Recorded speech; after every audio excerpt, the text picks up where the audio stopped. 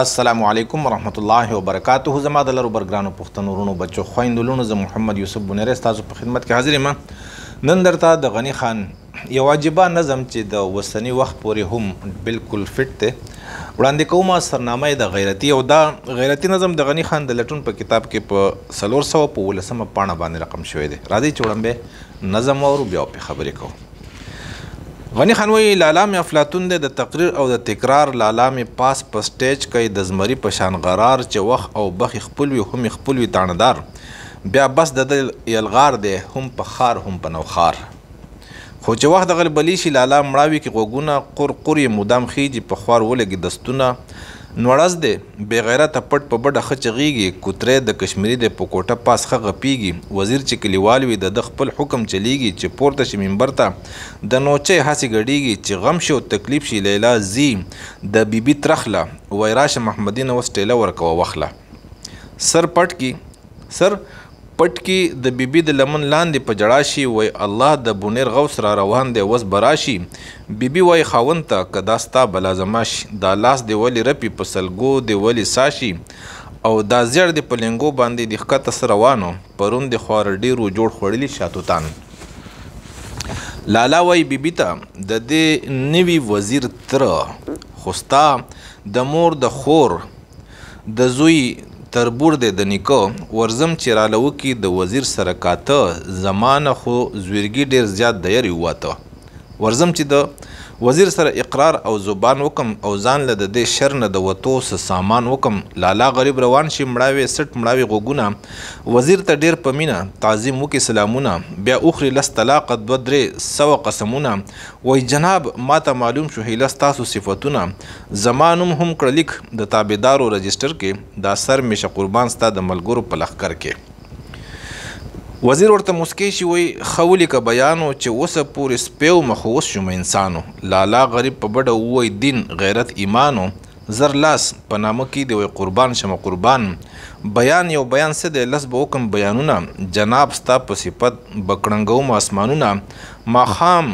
کې ریډیو ووای یو بل غریب د اوس شو یو بل د شهباز زوی د جنګ وتښتېد ټپوس شو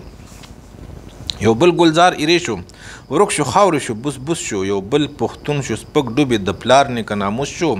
یو ښکلی سر شو ټیټ ننګیالی یو ښکلی سر شو ټیټ یو ننګیالی خپیمان په ننګ شو یو ښکلی سر شو ټیټ یو ننګیالی خپیمان په ننګ شو عجیبه ناکرده شوه چې پښتون په پښتو تنګ شو نامرده لالا واوره یو خبره د غنی نه پښتو غیرت او توره په پښتو غیرت او مینه دا هیڅ څوک بل نه کی دا هر څوک ځان لکه وینه دا ژوند دی د روح ژوند دی لکه ژوند د وجود وینه د هغه فلسفه ده چې خلیل ته ور کو نور د هغه مس شراب چې سکلیو منصور ارمان د غیرتی چې عجیبه د سودا وکړه د خپل حیا غل شوي د خپل کور د غلا وکړه چې شپه شوه د معراج تا د ټیزونو دعا وکړه چې وخت د خندا راغی تا شورو په جړه وکړه یا خیال د بادشاهي یا د شروع کړې بنګړې واتې لالا کونی زر مړ شي خو زاره یې شي تل پاتې. دا نظم غنی خان د حیدرآباد سن په جیل کې لیکلی دی او د دې سرنامه د غیرتي هغه حقیقي غیرتي نه دا د غیرتي کم ضد چې وي متضاد یعنی بې غیرته په پښتنو کې داسې ډېر کردارونه شته دی چې هغې خپل قامونه خرڅ کړو. دغه خلک غنی خان په کومو لفظونو کې یادوي وایي چې لالا مې افلاطون دی د تقریر او د تکرار او لالا مې پاس په سټیج کې د زمري په شان غرار کم خلق چې هغوی کې الله څه نه صلاحیت اچولی خو غیرت پکې نه هغوی یو تن دوه جمع کولی هم شي د هغوی مشریم کولی شي هغوی خرڅولی او اغوستلی هم شي نو دغه خلق په پښتنو کې هم شته دی او خو دی دلګانې بې غیرته دی ایمان خرڅي. نو غنی خان وایي چې دغه لالا چې مې دی په خبرو کې افلاطون دی او په عقل کې د تقریر او د تکرار بس چې ستا سره خبرې وکړي او تکرار د سره وکړي او تقریر کوي نو تقریر او په تکرار کې د افلاطون دی. لالا مې پاس په سټیج کې د زمري په شان غرار او چې کله په سټیج باندې پاسه وخیږي نو داسې لکه د زمري په شان غرار یې کوي غړمبار یې کوي خلک وایي کو دی نو بس دی چې وخت او بخ خپل وي هم خپل وي تاندار بیا بس د د الغار دی هم په ښار هم په نوښار او چې وخت مې خپلي بخې هم خپلي. مقصد دا دی چې حکومتي او هر طرف نه بس هغه شنې بتۍ لګېدلي او د علاقې تڼهدار هم خپلي. نو بس بیا خو دی په هر چا باندې زورور دی او په هر چا باندې د یلغار دی حملي هغه کوخار دی او که نوښار دی پکې ګوري نه، ځکه چې هر څه د دپاره موافق دي. خو چې وخت د غلبلي شي لالا مړاوي کې غوږونه قرقر مدامې خیږي په خوار ولګي دستونه. خو چې کله په ده باندې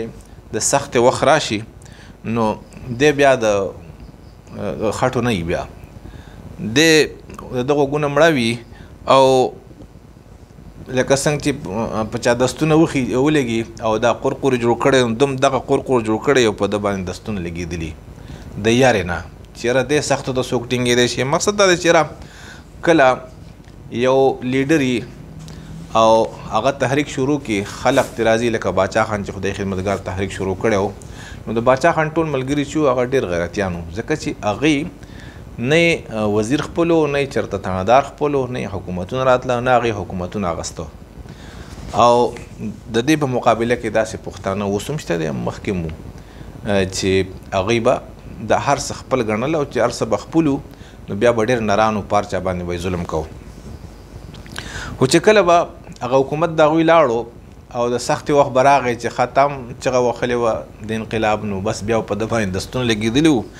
او نوړز د بېغیرته پټ په بډه ښه چغېږي کوترې د کشمیري دی په کوټه پاس ښه غږېږي. د مثال د نوړز دی لکه څنګه چې نوړز په بډه باندې دی چغې وباسي چې ښکاره شي بیا نه وباسي، یعنې چې دی پټي د خلقو نه. او د کشمیري سپی دی چې دی کوټې ته وخېږي نو بیا غاپي. تاسو به دا سپي لیدلي په کوټه باندې ډېر غاپي او مخامخ چې چا راشي نو بیا څه نه پکې. وزیر چې کلیوال وي د خپل حکم چلیږي چې پورته شي منبر ته د نوچې هسې ګډېږي او چې بیا چېرته په حکومت کې د ده وزیر د ده کلیوال وي د علاقې نو بیا خو داسې ده لکه د چې خپل حکومت وي. او چې کله سټیج ته منبر هم سټیج ته وایي که نه چې په سټیج باندې ودرېږي نو بیا لکه د نچۍ په شان ګډا کوي ته بیا سم بیا جوشي په خپل هم بیا ټینګېږي نه نور خلق هم د ځان سره په ګډا کوي. چې غم شي او تکلیف شي لالا زی د بیبي ترخله وایي راشه محمدي نه اوس ټېله ورکوه بخله. او چې کله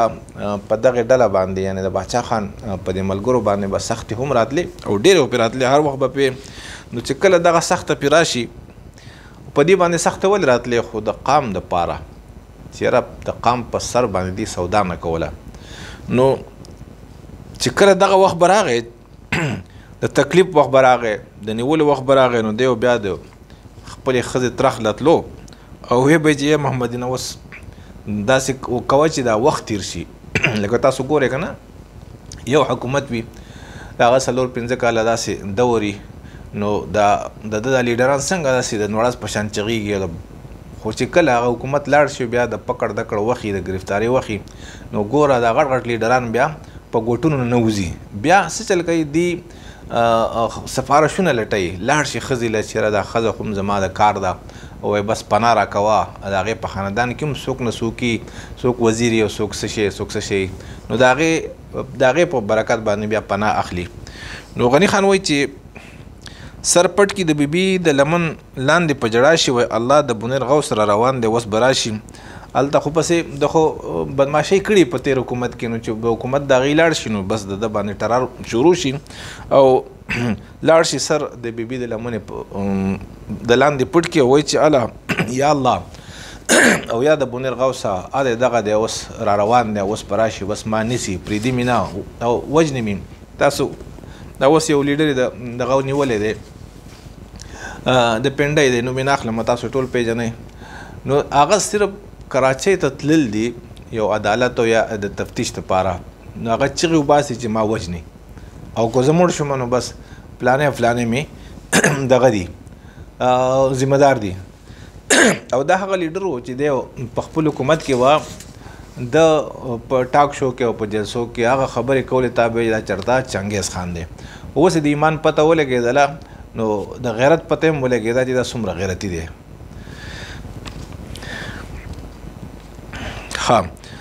بیبي وای خاوند ته که دا ستا بلا زما شي دا لاس دې ولې رپې په سلګو دې ولې سا شي دا زیړ دې په لنګو باندې د ښکته سره روانو پرون دې خواره ډېر و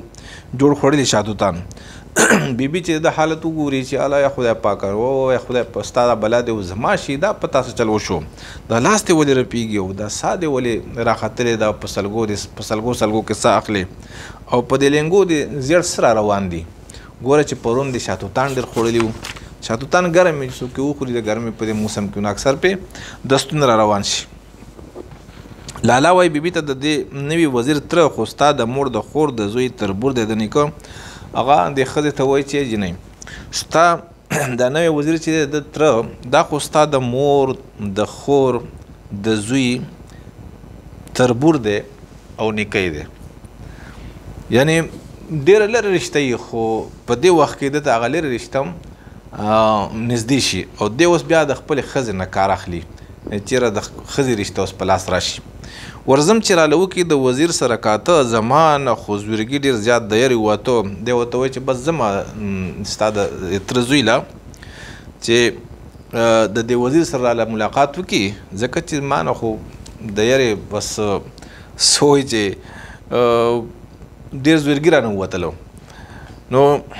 ورځم چې د وزیر سره اقرار او زبان وکم او ځان له د دې شر نه د وتو څه سامان وکم ورځم چې وایي د وزیر سره څه واده او عیدونه وکم او مافیانې ته وغواړم او د دې مصیبت نه د وتو دپاره ځان له څه لار وګورم لالا غریب روان شي مړاوي سټ مړاوي غوږونه وزیر ته ډېر په مینه تعظیم وکړي سلامونه بس دی روان شي او د ښځې د تره دا زوی بوزي وزیر له او مړاوي سټ ځکه چې بېننګ او د بېغیرتوب نه دی تللی او دا غوږونه یې مړه وي نو وزیر صاحب ته ډېر په خوشامدۍ کې او په مینه باندې سلامونه وکړي بیا وخوري لس طلاقه 200-300 قسمونه وایي جناب ما ته معلوم شو هیله ستاسو صفتونه اوس دا وزیر چې دی نوی وزیر دی خو د بلې پارټۍ دی او د دې پارټۍ خلاف خو د ډېرې خبرې کړي نو اوس هغه خو یې پرېږدي نه وایي سم چل در سره کومه تا زما د پارټۍ او زما خلاف دا خبرې کړي نو دی ولې لاړ شي وایي چې صاحب اوهو ما ته اوس پته ولګېده چې ته خو ډېر د کار سړی او ته خو ډېر د صفاتو نه ډکې وایي جناب ما ته معلوم شو هیله ستاسو صفتونه زما نوم هم کړه لیک د تابعدارو رجسټر کې دا سر میشه قربان ستا د ملګرو په لښکر کې وایي بس زه خو ستا تابعدار یم زما نوم ستا په تابعدارو کې ولیکه او زما دا سر نه دی دا دیم ستا د ملګرو د لښکر نه قربان شي دا سر میشه قربان ستا د ملګرو په لښکر کې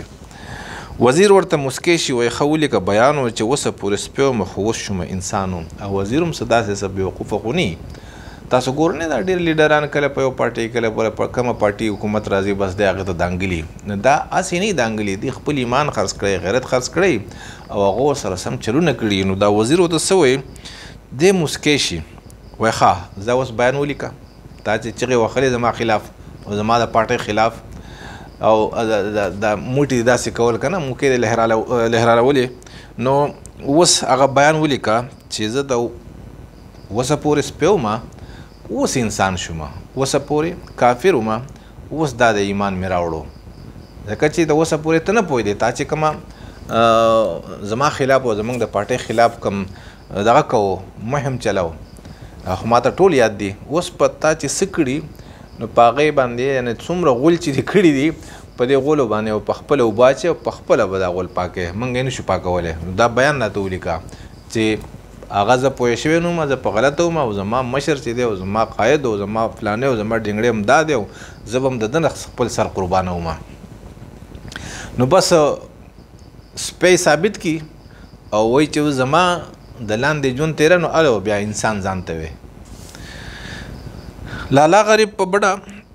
ووایي دین غیرت ایمانو زر لاس په نامه کې د قربان شمه قربانو بس د ده نه خو دین او غیرت او ایمان او پښتو تلي دا په بډه باندې ووایي څه پکې په دې باندې او بس په نامه ورته لاس کېږدی وایي بلکل جي چې تاسو څه وایي زه تیار یم بیان یو بیان څه دی لس به وکړم بیانونه جناب ستا په صفت به کړنګوم اسمانونه وایي یو بیان وی زه خو به لس بیانونه ولیکم او ستاسو تعریف به داسې کوم چې د اسمانونو په سر راواخلم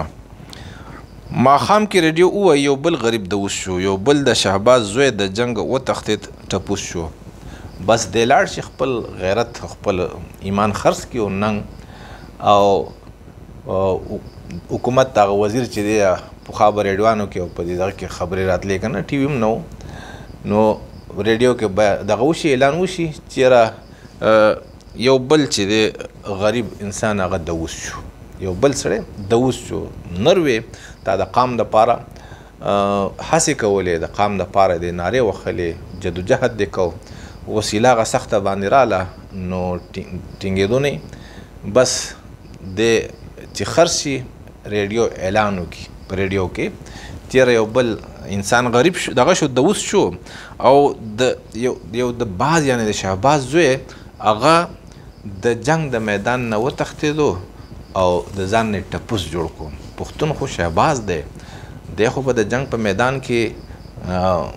په خپلو مخالفینو باندې حملې کوي غوښې به د هغوی خوري خو دلته کې داسې چلو کو د خپل ایمان غوښې وخوړلې دی لاړو یو بل ګلزار ایرې شو ورک شو خاورې شو بوس شو یو بل پښتون شو سپک ډوبې د پلار نیکه ناموس شو بس ریډیو د اعلان څه وکړي خلک خو وایي چې واه د چېرته اوس بلې پارټۍ کې اعلان وکړو نو هغه غني خان وایي چې یو بل ګلزار دا یو سپرلی و غیرتي انسانه تا چې د خپل غیرت خرڅ کو نو ته یو انسان نه ته ګلزار وې ایرې شولې او ورک شوې خاورې شوې او بوس شوې ایره شوې او دا ته یو پښتون وې دا د یو پښتون سپکه وشوله چې یو پښتون رالګي او د ډېر لږ څه دپاره لږ وخت دپاره لږ څه دپاره د خپل ایمان خرڅ کړي او لاړ شي د غیرو قامونو په صف کې ودرېږي نو یو بل پښتون چې سپک ډوبې د پلار نیکه ناموس شو تا د پلار نیکه هغه ناموس چې دی هغه خرڅ کړو سپک شولې ته سپک شوې قام نه سپک شوې او ته په نقصان کې شوې یو ښکلی سر شو ټیټ یو ننګیالی پیمان په ننګ شو یو ښکلی سر وې ته دا د ټیټ ټیکو او په ننګ کولو باندې په غیرت کولو باندې خپیمانه شوې لکه داسې سړیتوب دی یو سړی ننګ کوي غیرت کوي د سره ایمان دی نو په ده باندې خو دله فخر پکار دی او ته پې خپیمانه شوې ملامته شوې پې چې یاره دا ما څه غول خوړل عجیبه ناکرده شوه چې پښتون په پښتو تنګ شو دا وایي عجیبه غونته کې زمانه راله دا څه وشو چې یو پښتون په پښتو کولو باندې تنګ شو پښتون خو په پښتو تنګېږي نه ده خو نور عظمت سیوا کېږي او ستا سینه تنګه شوله نامرده لالا واوره یو خبره د غني نه پښتو غیرت او توره په پښتو او غیرت مینه غني خان ورته وایي چې نامرده لالا خزونه کا د غني خان یو خبره واوره هغه څه ده چې پښتو غیرت توره او مینه چې ده دا څه دي دا هیڅوک بل نه کوي دا هر څوک ځان له کوي نه ګوره کو پښتو ده کو غیرت دی کو پت دی کو مینه ده دا به تاله بل څوک نه ګټي یو سړي ته مونږ وایو د فلانې نر دی دا نرتوب دله بل چا نه یې کړی که یو سړي ته مونږ وایو چې دا غیرتي دی نو دی غیرت د پخپله کړی دا غیرت دله بل چا نه یې کړی که یو سړي ته مونږ ووایو چېرې دی مینه ناک دی نو د مینه د قام سره پخپله کړي دا مینه دله بل څوک بل چا نه یې کړي نو غني خان دا هر پښتون ته هر پښتون زلمي ته دا دغه ورکوي یو درس ورکوي چې ګوره دا څیزونه چې دي دا به تاسو له څوک نه ګټي دا به تاسو پخپله ګټئ هر پښتون او هر زلمی هغه به پښتو غیرت توره او په پښتو په غیرت دې سره مینه پښتو غیرت او توره په پښتو او غیرت مینه پښتو غیرت چې دی دا به ته پخپله کې او په پښتو او په غیرت باندې مینه او خپل سر قربانول دا به ستا کاري بل څوک بدله نه کوي دا هیڅوک بل نه کوي دا هر څوک ځان نه کوي نه بل څوک یې چاره نه کوي دا هر سړی ځان نه پخپله کوي که یو سړی وایي چې زه دې په اعلی خلقو کې په نرانو خلقو کې شمار شوې نو بس نرتوب به پخپله کوي که یو انسان وایي چې په تاریخ کې داسې انسان ولیکلی شوی چې خلق وایي چې واه که و نو دا و نو دا به دا ټول کارونه ستا پخپله دي دا ژوند د روح ژوند دی لکه ژوند د وجود وینه دا ژوند چې دی دا غیرت او پښتو په غیرت باندې مینه چې ده دا ژوند هم دا دی او دا د ژوند هغه روح دی، د ژوند هغه نچوړ دی، د ژوند یعنی ژوند چې پس ژوندی نو هغه په پښتو غیرت په توره باندې او په پښتو په غیرت باندې په ننګ کولو باندې دا ژوند جوړ شوی. دا ژوند دی د روح ژوند دی لکه ژوند د وجود وینه. نو دا څنګه چې په وجود کې وینئ نو دغه رنګې چې په یو غیرتي انسان کې او په پښتون کې غیرت او ننګي او د قام او د سیمې سره مینئ نو داسې ده لکه چې دی ژوندی دی او که نه دغه نه بیا دی مړ شو. دا هغه فلسفه ده چې خلیل ته اور کو نور. اوس پښتو غیرت لکه پښتو موږ دا نه چې موږ پښتو که نه غیرت پښتو او په قام باندې ځان قربانول دا داسې فلسفه ده چې حضرت ابراهیم علیه السلام ته الله سبحانه وتعالی ورسکو هغه ورته رڼا کړله، ګلزار یې کور ته. اوس کو چېرې هغه هم بېخوندتوب کړی وی لکه څنګه چې د اوسنۍ زمانې لیډران چې دی په لږه هوا باندې بس والوځي او لاړ شي د غیرو په غېږ کې کیني. نو که ابراهیم علیه السلام هم نمرود ته سر ټیټ کړی وی چې راوجنه یې ما اور ته یې مارتاوه نو دا اور به ورته نه و ګلزار شوی، نور به غرق شوی و، مړ به و دی به ژوند به اگر کو ژوندی و نن به چا هم د ابراهیم علیه السلام نوم نه اخیستو. خو دته چې دا اور ګلزار شو، نور شو، رڼا شو ورته، نو دا په قام باندې په انسانیت باندې او د سیمې په ننګ باندې او ظالم ته په ګوته نیولو باندې او ظالم د ظلم نه په منع کولو باندې دا نه چې د ظالم په غېږ کې کینی او دا اور ورته نور شو، نه نه نه، د ظالم خلاف د چغه اوچته کړله ابراهیم علیه السلام، د ظالم خلاف د توره سربلنده کړله. ارمان دی دا هغه فلسفه ده چې خلیل ته اور کو نور دا هغه مس شراب و چې څکلي منصور او منصور دا هغه شراب دی د مینې کم چې منصور څکلي او منصور چې وسکل په دارې کو هېڅ پروا هم نه وه. نو د قام سره مینه او په وطن مینه او غیرت او پښتو او ایمان ګټل دا چې دی دا خو هغه شراب دی چې تا داسې مس کړي چې په څوک دی لکه جیل خو پرېږده یا لاکب پسې او جیل پسې د خدای دوستانو په دارکی دی نو دار به درته بس د هغې تکلیف به ته تکلیف نه ښکارېږي، په دار به بیا خاندې. خو دا کم خلق چې ایمان خرڅ کړي نو دا بې غیرته د دې د قام او د وطن سره مینه نه وي. ځکه ارمان د غیرتي چې عجیبه دې سودا وکړه، د خپلې حیا غل شوې، د خپل کوره د غلا وکړه. غني خان ورته وایي چې غیرتي ارمان دی افسوس دی تا څه عجیبه سودا وکړله، قام دې بایلو او بې غیرتوب دې واغستو او خپل حیا لیکن ته د خپل حیا غل شوې، ته خپل حیا په خپله باندې لوټ کړله او د خپله کوره دې غلا وکړله. څوک وشرمېده؟ چا چې د قام په سر سودا نه ده کړې هغې نه هم په تاریخ کې یادېږي او تر قیامته پورې به یادېږي. خو تا څه چلو کو؟ تا خپل کور په خپله تاله کړو، ته خپله کوره دې غلا وکړله. ځکه چې قام او وطن دا خو ستا خپل کور دی، نو خپل کور نه هغه ډېر بېوقوف وایي چې د خپل کور نه غلا کوي او ته هغې بېوقوفو کې او په بېننګو کې شوې چې د خپل کور نه دې غلا وکړه، یعنې خپل قام دی خپله سیمه دې خرڅه کړه د لږو ډالرو دپاره. چې شپه شوه د معراج تا د ټیزونو دعا وکړه. اوس معراج شپه چې ده په دې باندې مشهوره ده که نه چې یاره دعا چې څوک وکړي نو هغه دعا قبلیږي. اوس د معراج شپه ده یعنې د دعا د قبلېدو وخت دی. تا دومره دغه کړی و څه ورته جدوجهد وکړو لږه سخته راله او هغې ته دې غاړه کېنښودله نو بس دې ته به دې غاړه ایښې وه. دا د معراج شپه شوه، د پردی حکومت راغی او ظلم په تا باندې کوي، څه چل به وکړي، مړ به دې کړي، جیل ته به دې ولېږي. نو بس دغه وخت چې راغی نو تا څه چل وکړو چې شپه شوه د معراج تا د ټیزونو دعا وکړله. بس د معراج شپه شوله یعنې دا خو د ګټې د کولو وخت شو چې کله ظالم ستا سره په داسې جنګ شي چې تا سره جنګ راوالی و نو دا خو څه شوه، دا اوس هغه معرکه شوله چې اوس بیا یا به دی او یا به تی. نو دی بنی ځکه چې دا خو ظالم دی، خو ته به یې. که اوس نمرود نه و او نش شو، ابراهیم علیه السلام الله شته کو، فرعون الله نش کو، او موسی علیه السلام الله شته کو. دغه رنګ رسول پاک صلی الله علیه وسلم الله شته کو او نشي څوک کړو. ابو لهب یې نش کو، ابو سفیان یې نش کو، ابو جهل یې نش کو. دغه غړ غړ سرداران یې نش کړو او شته څوک کړو رسول پاک صلی الله علیه وسلم او دغه هغه ملنګان او فقیران ملګري. دا ولې؟ ځکه چې دی دومره محنت وکړو، دومره جدوجهد او دومره وینې توی کړلې چې بیا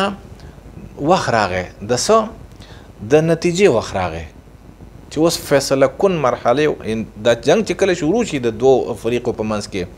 دا جنگ خو آخري څیز دی، نو دا فیصله کن وخت راشي ځکه جنگ شروع شي. چې جنگ شروع شي نو جنگ په یو نتیجه باندې ختمیږي او په جنگ کې الله سبحانه وتعالی مظلوم له شکست ورکوي او ظالم له شکست ورکوي او مظلوم د مظلوم چې مرسته وکړي. په جنگ کې الله سبحانه وتعالی د چا مرسته کوي؟ د مظلوم مرسته کوي. او ځکه چې څومره مظلومان چې هغه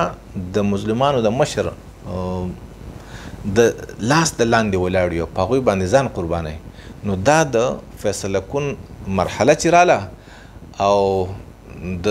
څه خاوند کېدې، نو تا د تیزونو دعا وکړله چې یا خدای پاکه بس خېټه مې بنده ده او د خېټه مې ازاده که. نو غني خان څومره عجیبه انداز کې دی پښتنو دا خبر خولی ده چې کله تاسو باندې داسې فیصله کن وخت راشي، ایمان مه خرڅوئ بلکې قام واخلئ، سرونه بایلئ. دغه سرونه به الله سبحانه وتعالی د قیامته پورې جګ ساتي، دا به سربلند وي او دې ته به د زمانو او د قامونو خلق چې دی او نسلونه سلامونه کوي دې سر ته، دا کم چې غوس شوی دی. چې شپه شوه د معراج تا د ټیزونو دعا وکړه چې وخت د خندا راغی تا شروع په جړا وکړه. دا خو اوس د خندا وخت راغی، فصل دې وکړو، څه چې ځمکه ده ځمکه دې واړوله، محنت دې پکې وکړو، سره دې ورکړله، تخم دې پکې وکړو، بیا وروره ګوټ دې پکې وکړو، بخور کې اوس فصل تیار شو. چې تیار شو एकदम بس ته لاړې سملاستې. نه اوس خو یې ورېبه، دا د فصل د ریبلو وخت دی. نو چې وخت شو د خندا، نو تا شروع په جړا وکړه، بس اوس دا د خندا وخت شو، اوس دا د خوشحالېدو وخت راغی او تا په جړا باندې شروع وکړه. چې وخت د خندا راغی تا شروع په جړا وکړه، نو غني خان بیا په آخر کې لیکي تا خیال یا خیال د بادشاهي یا د شروع کړې بنګړې واتې. دا بنګړې واتې غني خان لیکي چې دا د جنکو یو لبه ده چې یا خو د بادشاهي خیال تاله په کار و چې یاره اوس په بادشاهي کومه، نو یا خو د هغه خیال لکه تا دوه خیالونه دلته کې د جنکو سره د لوبې شروع کړې، بنګړې واتې دې شروع کړې. نه، د بنګړې واتې په ځای باندې به دې مردانګي ښولې وه، د بادشاهۍ خیال به دې راغستی و. یا خیال د بادشاهۍ یا د شروع کړې بنګړې واتې، یا د دې خبرې دم مقصد راتلی شي که نه چې ته اوس قام دې خرڅ کو، د قام د خرڅ په دې سودا کې ته ځان بادشاه جوړول غواړې، نو دغه د څو د لږو ورځو بادشاهي او داسې بادشاهي خو هم نه. نن لکه قیوم خان څوک یادوي؟ هر سړی په سپکو کې یادوي. ما په خیال دغه خاندان کې هم څوک نه چې هغه په ښو الفاظو کې یاد کړي. باچا خان او دغه ملګري هر سړی یادوي. نو یا خو خیال د بادشاهي یا د شروع کړې بنګړې واتې، د ښځو سره د لوبې شروع کړې او زنانهو لوبې دې شروع کړې. زنانهو لوبې چې دي دا خو د نارینهو کار نه دی. او لالا کونیزر مړ شي خو زاري شي تل پاتې. بس دا چا چې د بېغیرتوب کړی دله خو زر مړ شي، خو د هغه زاري چې ده د هغه بېغیرتوب او د هغه نحوست او سپېرتوب هغه همیشه دپاره پاتې شي. ځکه دا قامونه چې پاتې کېږي او دی په دنیا په تاریخ کې څه مقام ونه مومي، نو دا دغه شان بېغیرته پکې پیدا شي چې هغې خپل قامونه خرڅ کړي. زما عزتمندو، زه ټولو ملګرو ته او زما د غني خان د طرف نه هم دا پیغام دی او دا درس دی چې یاره څوک هم د قام او د وطن سیاست کوي، په سیاست کې هر رنګه وخت راځي، نو چې کله سخت رااله نو سخت نه مه تښتئ ځکه چې فإن مع العسر یسرا ان مع العسر یسرا الله سبحانه وتعالی په قرآن کې دا مقرر کړی دا یعنې دوه پیرې خبر کړې ده چې بېشکه د سختۍ سره سره د سختۍ پسې نه فإن مع العسر یسرا دا سختي ده او دا ورسره راحت دی او فإن مع العسر یسرا د سختۍ سره سره راحت دی بس سختي ده دا سختي تېره که بس راحت په یو دمه به وي زما عزتمندو چې کم زلمي او کم ځوانان هغه د سختې نه وتښتېږي او دی قام پرېږدي او خپل ذاتي مفادات او اسانۍ شروع کړي د اسانۍ د لټولو په تلاش کې شي دا قامونه چېرته د دنیا په تاریخ کې خپل مقام نشي جوړولی زما عزتمندو دا د غني خان نظم و چې ستاسو خوښ شوی نور ته ورسوه الله مو خوشحاله کړي